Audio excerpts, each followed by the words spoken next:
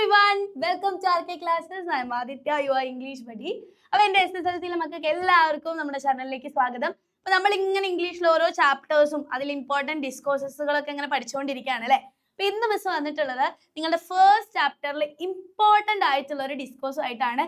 എക്സാമിന് 100% അല്ലെങ്കിൽ വേണ്ട പോട്ടെ 99.9% ചോദിക്കാൻ ചാൻസ് ഉള്ള ഒരു ക്വസ്റ്റ്യൻ ആണ് കേട്ടോ ഇത്. അപ്പോൾ നിങ്ങൾക്ക് ഓണം എക്സാമിന് ഇങ്ങനെ ഒരു ക്വസ്റ്റ്യൻ എന്തായാലും പ്രതീക്ഷിക്കാം.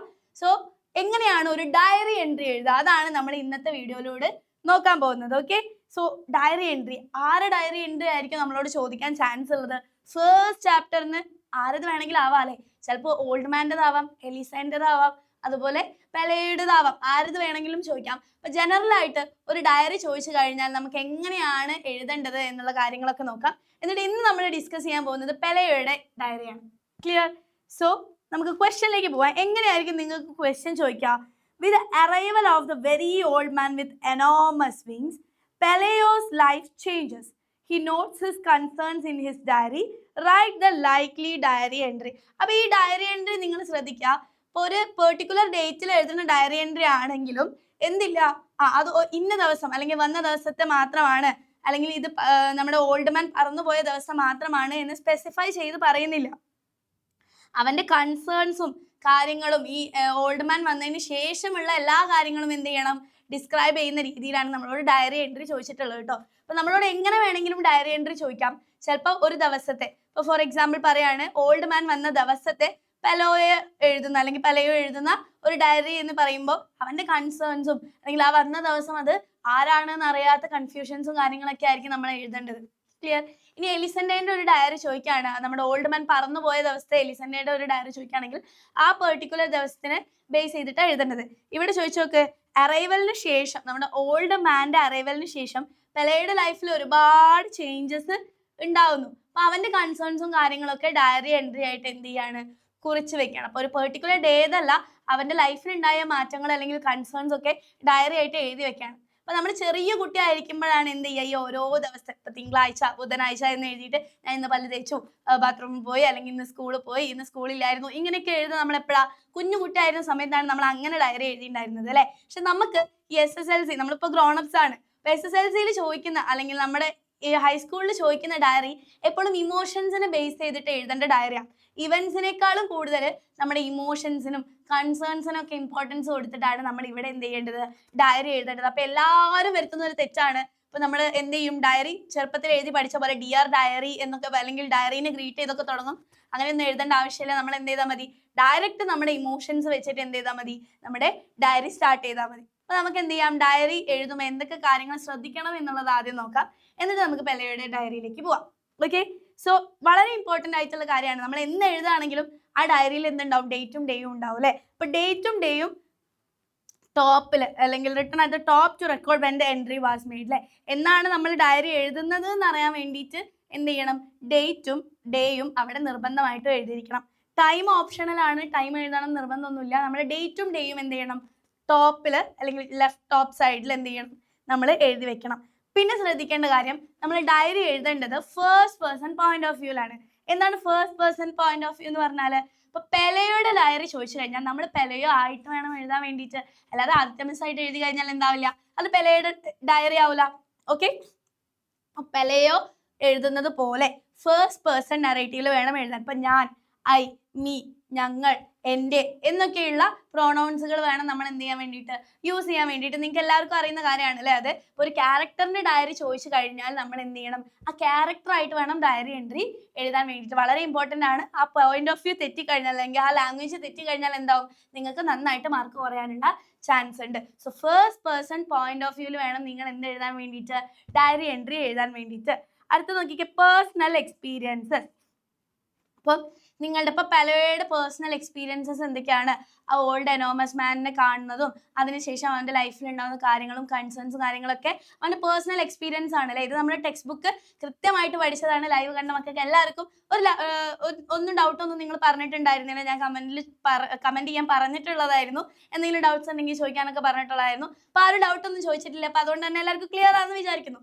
ലൈൻ ബൈ ലൈൻ നടന്ന ഇവന്റ്സും ക്യാരക്ടേഴ്സിനും ഒക്കെ നമ്മൾ ഡീറ്റെയിൽ ആയിട്ട് നോക്കിയതാണ്. സോ എന്തൊക്കെ കാര്യങ്ങളാണ് അല്ലെങ്കിൽ എന്തൊക്കെ ഇവന്റ്സ് ആണ് അവിടെ നടന്നത് നമുക്ക് എന്ത് ചെയ്യാം, അറിയാം അല്ലെ. അപ്പൊ ഈ ഇവന്റ്സ് ഒക്കെ പെലോയുടെ പോയിന്റ് ഓഫ് വ്യൂവിൽ വേണം നിങ്ങൾ എന്ത് ചെയ്യാൻ വേണ്ടിയിട്ട് ഡയറി എൻട്രിയിൽ എഴുതാൻ വേണ്ടിയിട്ട്. ഇപ്പൊ ഇവന്റ്സ് ഇൻക്ലൂഡ് ചെയ്യാം. അപ്പൊ ആ സമയത്ത് ആ ഇവന്റിലൂടെ കടന്നു പോകുമ്പോൾ നമ്മുടെ പെലോയുടെ തോട്ട് എന്തായിരിക്കും, അല്ലെങ്കിൽ എന്ത് ഫീലിംഗ് ആയിരിക്കും ഉണ്ടാവുക എന്നുള്ളത് എന്ത് ചെയ്യാം, നമുക്ക് ഇൻക്ലൂഡ് ചെയ്യാം. ഇനി എക്സ്പ്രഷൻ ഓഫ് ഇമോഷൻസ്, നമ്മൾ എന്താണോ ഇമോഷൻ ആ ലെറ്റർ അല്ലെങ്കിൽ ആ ഡയറി എഴുതുന്ന സമയത്ത് നമ്മുടെ ഇമോഷൻ എന്താണോ അത് നമ്മൾ അതിൽ എക്സ്പ്രസ് ചെയ്യണം. ഇപ്പൊ ഹാപ്പി ആയിട്ട് ഫ്രണ്ടിനൊക്കെ കണ്ടു, അല്ലെങ്കിൽ ഇന്നിപ്പോ ഞാൻ ടൊവിനോനെ കണ്ടു എന്ന് വിചാരിച്ചോ, അപ്പൊ ഞാൻ ഇന്ന് ഡയറി എഴുതുമ്പോൾ ഞാൻ ടൊവിനോനെ കണ്ടു അയ്യോ എന്നൊക്കെ പറഞ്ഞിട്ടല്ലല്ലോ എഴുതുക.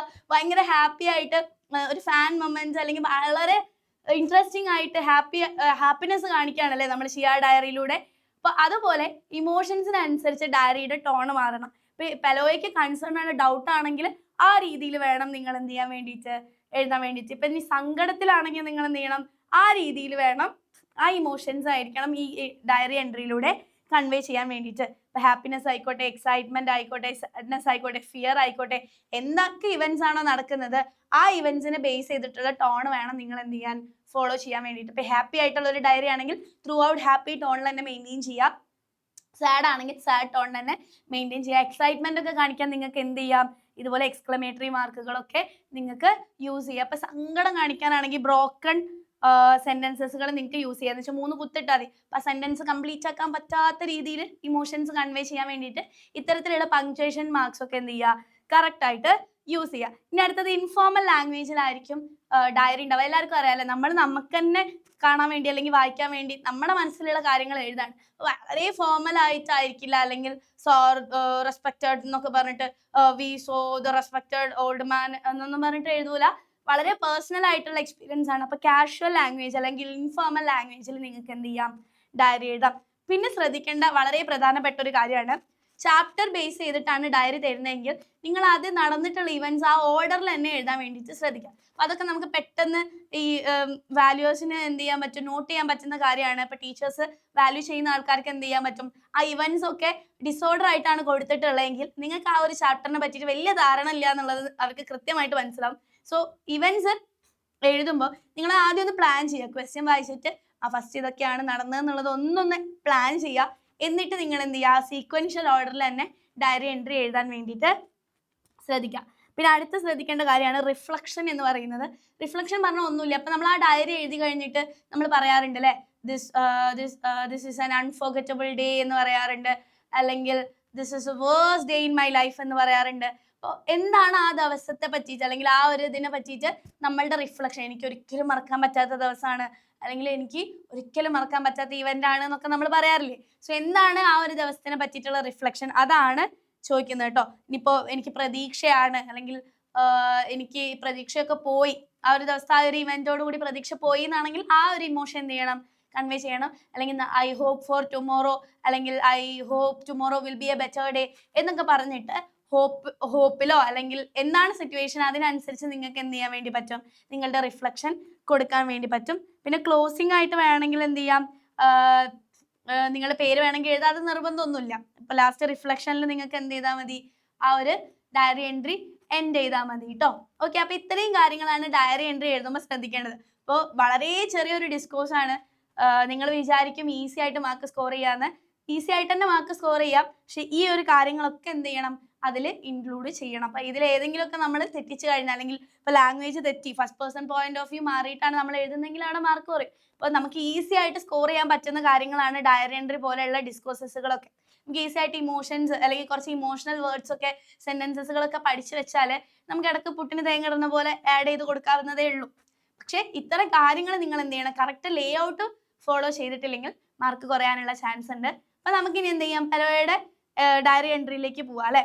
അപ്പൊ നമ്മൾ ഡേറ്റ് കൊടുത്തു, ഡേ എന്ന് കൊടുത്തു. ഇങ്ങനെ ഡേറ്റ് ഡേ എന്ന് എഴുതേണ്ട ആവശ്യം നിർബന്ധമില്ല, നിങ്ങൾ ഡേറ്റും ഡേയും കൊടുക്കുക. അപ്പൊ ഡേറ്റും ഡേയും കൊടുക്കുമ്പോൾ നിങ്ങൾ ശ്രദ്ധിക്കേണ്ടത് 28/6/2026 ഇങ്ങനെ കൊടുക്കരുത്. അതിന് പകരം എന്ത് ചെയ്യണം, ജൂൺ, അവിടെ മന്ത് എന്ത് ചെയ്യണം, നിങ്ങൾ റിട്ടൺ വേർഡ്സിൽ തന്നെ അല്ലെങ്കിൽ ഇംഗ്ലീഷിൽ തന്നെ എഴുതാൻ വേണ്ടിയിട്ട് ശ്രദ്ധിക്കുക കേട്ടോ.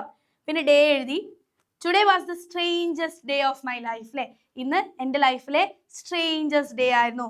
After the heavy rain I went to the back yard and saw a very old man lying in the mud. അപ്പം ഞാൻ വീട്ടിൽ പോയ സമയത്ത് ഒരു ഓൾഡ് മാന് മഡിൽ കിടക്കുന്നത് കണ്ടു. അപ്പോൾ ഓൾഡ് മാൻ വന്നതിന് ശേഷം അല്ലെങ്കിൽ ആ ഒരു ഡേനെ പറ്റിയിട്ടാണ് എന്ത് ചെയ്യുന്നത്, ഡയറി എൻട്രി നമ്മളോട് എഴുതാൻ പറഞ്ഞു കേട്ടോ. He had 2 huge wings. Okay, അപ്പൊ ആ ഒരു ദിവസത്തിൽ നിന്ന് തന്നെ നമ്മൾ തുടങ്ങണം. ആ ഒരു ദിവസത്തിൽ ഞാൻ കണ്ടു, അതിനുശേഷം ആ ഒരു ദിവസം കുറെ കാര്യങ്ങൾ നടക്കുന്നുണ്ടല്ലേ, നെയ്ബർ വരുന്നതും അങ്ങനത്തെ കുറെ ഇവന്റ്സ് നടക്കുന്നുണ്ട്. അത് ഓർഡറിലായിട്ട് എഴുതി പോവാ. Okay, he had 2 huge wings. I was shocked and afraid. അല്ലെ, ഐ എന്ന് പറഞ്ഞിട്ടാണ് സ്റ്റാർട്ട് ചെയ്യുന്നത്. ഐ ആണ് യൂസ് ചെയ്തിട്ടുള്ളത് പ്രോണോൺ. കാരണം എന്താ, അവിടെ നമ്മൾ പെലയോ ആയിട്ടാണ് എഴുതുന്നത്. So I was shocked and afraid. I called Elisenda and we both looked at him carefully. He looked weak, dirty and helpless. ഇതൊക്കെ നമ്മുടെ ചാപ്റ്ററിൽ അല്ലെങ്കിൽ അത്യാവശ്യം ഒരു 3-4 പ്രാവശ്യം ആ ഒരു ടെക്സ്റ്റ് വായിച്ചവർക്ക് ഈ വേർഡ്സ് ഒക്കെ കൈന്നിട്ട് എഴുതാൻ പറ്റും. ഇതൊക്കെ നമ്മുടെ ടെക്സ്റ്റിൽ ഡിസ്ക്രൈബ് ചെയ്യുന്ന കാര്യങ്ങളാണ്. ആൻഡ് വളരെ സിമ്പിൾ ലാംഗ്വേജിൽ എഴുതിയാൽ മതി കേട്ടോ. ഗ്രാമർ മിസ്റ്റേക്ക് ഇല്ലാഞ്ഞാൽ മതി. സിമ്പിൾ ലാംഗ്വേജിൽ തന്നെ എഴുതിയാൽ നിങ്ങൾക്ക് എന്ത് കിട്ടും, മാർക്ക് കിട്ടും. And he spoke in a strange language that we could not understand. അല്ലേ, നമുക്ക് മനസ്സിലാവാത്ത ഭാഷയിലായിരുന്നു അദ്ദേഹം സംസാരിച്ചത്. ആ neighbour said that he was an angel who had come for our sick child. Okay, അപ്പൊ നിങ്ങൾ ഇതിന്റെ വേറൊരു ലാംഗ്വേജിന്റെ പ്രത്യേകത ശ്രദ്ധിച്ചോ. പാസ്റ്റ് ടെൻസിലാണ് ഡയറി എഴുതുന്നത്. അപ്പൊ നിങ്ങൾ ശ്രദ്ധിക്കുക, ഈ ന്യൂസ് പേപ്പർ റിപ്പോർട്ടും ഡയറി എൻട്രിക്ക് എഴുതുമ്പോൾ ഓൾറെഡി നടന്ന കാര്യങ്ങളാണ് നമ്മൾ എന്ത് ചെയ്യുന്നത്, ഇവിടെ പറയുന്നതിൽ. അപ്പൊ പാസ്റ്റ് ടെൻസിൽ വേണം അവിടെ എന്ത് ചെയ്യാൻ വേണ്ടിയിട്ട്, എഴുതാൻ വേണ്ടിയിട്ട്. സോ നമ്മുടെ നെയ്ബർ വന്നു, നെയ്ബർ പറഞ്ഞു അത് ഏഞ്ചൽ ആണെന്ന്. I did not know whether to believe her. വിശ്വസിക്കണോ എന്ന് എനിക്ക് അറിയില്ലായിരുന്നു. So we lock him in the chicken coop because we were afraid of him. അല്ലെ, അപ്പൊ അദ്ദേഹം ഏഞ്ചൽ ആണോ എന്നുള്ള ഉറപ്പില്ലാത്തതുകൊണ്ട് ഞങ്ങൾ എന്ത് ചെയ്തു, കോഴിക്കോടില് അദ്ദേഹത്തിനെ അടച്ചു. Soon people from many places came to see him. അങ്ങനെ പെട്ടെന്ന് തന്നെ നാട്ടിലുള്ള എല്ലാവരും അദ്ദേഹത്തിന് കാണാൻ വന്നു. They paid money to enter our house. ഞങ്ങളുടെ വീട്ടിൽ കയറാൻ വേണ്ടിയിട്ട് എന്ത് ചെയ്തു, പൈസ തന്നു. We became rich in a few days. അല്ലെ, അപ്പൊ ആ ഒരു ഓൾഡ് മാൻ വന്നതിന് ശേഷമുള്ള കാര്യങ്ങളൊക്കെ എന്ത് ചെയ്യുന്നുണ്ട്, ഡിസ്ക്രൈബ് ചെയ്യുന്നുണ്ട്. ഓക്കെ, അപ്പൊ ഇവിടെ ടുഡേ എന്ന് എഴുതണ്ട, ദാറ്റ് ഡേ എന്ന് എഴുതിയാൽ മതി കേട്ടോ. കാരണം അന്നല്ലല്ലോ നടക്കുന്നത്, എന്നാണ്. യെസ്, അന്ന് വന്ന സമയത്ത് അല്ലെ, അല്ലെങ്കിൽ ഓൾഡ് മാൻ വന്ന സമയത്ത് എന്നാണ് പറയേണ്ടത്. കാരണം ആ ടുഡേ കഴിഞ്ഞപ്പോൾ കുറെ ദിവസം കഴിഞ്ഞിട്ടുണ്ട്, ആ ലൈഫിൽ കുറെ ചേഞ്ചസ് ഉണ്ടായിട്ടുണ്ട്. അപ്പൊ അന്നത്തെ ദിവസത്തിനെ പറ്റിയിട്ടാണ് എഴുതുന്നത്. അപ്പൊ ദാറ്റ് ഡേ വാസ് എന്ന് പറഞ്ഞാല് കറക്റ്റ് ആയിരിക്കും. Okay, soon people from many places came to see him. They paid money to enter our house. We became rich in a few days. We build a new house and bought many things. But I was not completely happy. ഞങ്ങൾ റിച്ചായി ഒരുപാട് സാധനങ്ങൾ വാങ്ങി, പക്ഷെ ഞാൻ completely happy ആയിരുന്നില്ല. The old man never complained. Old man ഒരിക്കലും complaints ഒന്നും പറഞ്ഞിട്ടുണ്ടായിരുന്നില്ല. People threw stones at him, pulled out his feathers and treated him badly. Still he remained calm and patient. Sometimes I feel guilty because we use him to earn money. I do not know if he is really an angel, but he has changed our lives forever. So I hope he forgives us and I will never forget this strange and unforgettable day എന്ന് പറഞ്ഞിട്ട് നമുക്ക് എന്ത് ചെയ്യാം, diary entry end ചെയ്യാം. അപ്പോൾ 4 മാർക്കിന് അല്ലെങ്കിൽ 6 മാർക്കിനൊക്കെ ചോദിച്ചു കഴിഞ്ഞാൽ നിങ്ങൾക്ക് എന്ത് ചെയ്യാം, ഇങ്ങനെ ഡയറി എൻട്രി എഴുതി വെക്കാം. ഇവിടെ ശ്രദ്ധിച്ചോ, ആ ഒരു ഇവൻസിനേക്കാൾ കൂടുതൽ ആ പെലയോയുടെ പെർസ്പെക്റ്റീവിൽ ആ ഇമോഷൻസിനാണ് കൂടുതൽ ഇമ്പോർട്ടൻസ് കൊടുത്തത് അല്ലേ. സോ അങ്ങനെ വേണം നമ്മൾ എന്ത് ചെയ്യാൻ വേണ്ടിയിട്ട്, ഡയറി എഴുതാൻ വേണ്ടിയിട്ട്. ഇവൻറ്റ്സ് എന്തായാലും ഡിസ്ക്രൈബ് ചെയ്യണം, പക്ഷെ അതിൽ സമ്മറി പോലെ എഴുതി വെക്കാതെ ജസ്റ്റ് ഇവൻറ്റ്സുകൾ മെൻഷൻ ചെയ്തിട്ട് ആ എഴുതുന്ന ആളുടെ അല്ലെങ്കിൽ ആ ഒരു ക്യാരക്ടറിന്റെ പോയിന്റ് ഓഫ് വ്യൂവിൽ ആ സമയത്ത് അദ്ദേഹത്തിന് എന്താണ് ഫീൽ ചെയ്തത് എന്നുള്ളത് കൂടി ഇൻക്ലൂഡ് ചെയ്ത് കഴിഞ്ഞാൽ നിങ്ങൾക്ക് ഡയറി എൻട്രിക്ക് ഫുൾ മാർക്ക് നിങ്ങൾക്ക് സെറ്റ് ആയിട്ട് കിട്ടും. സോ ഈ ഒരു വീഡിയോ നിങ്ങൾക്ക് യൂസ്ഫുൾ ആയിട്ടുണ്ടെന്ന് വിചാരിക്കുന്നു. ഈ ഒരു ക്വസ്റ്റ്യൻ എന്തായാലും നിങ്ങൾക്ക് എക്സാമിന് പ്രതീക്ഷിക്കാം. സോ ഈ ഒരു ക്വസ്റ്റ്യൻ എങ്ങനെ എഴുതണം, ഇനിയിപ്പോൾ ഏത് ക്യാരക്ടറിൻ്റെത് ചോദിച്ചാലും ഡയറി എൻട്രി എങ്ങനെ എഴുതണം എന്നുള്ളത് നമുക്ക് എല്ലാവർക്കും മനസ്സിലായി എന്ന് വിചാരിക്കുന്നു. അങ്ങനെയാണെങ്കിൽ ഈ ഒരു വീഡിയോ ലൈക്ക് ചെയ്യാൻ മാക്സിമം നിങ്ങളുടെ ഫ്രണ്ട്സിൻ്റെ അടുത്തേക്കൊക്കെ ഷെയർ ചെയ്തോളൂ. സോ എന്തെങ്കിലും ഡൗട്ട് ഉണ്ടെങ്കിൽ നിങ്ങൾ താഴെ കമൻറ്റ് ചെയ്യാം, മിസ് റിപ്ലൈ തരുന്നതാണ്. So love you all. Next ക്ലാസ്സിൽ കാണാം.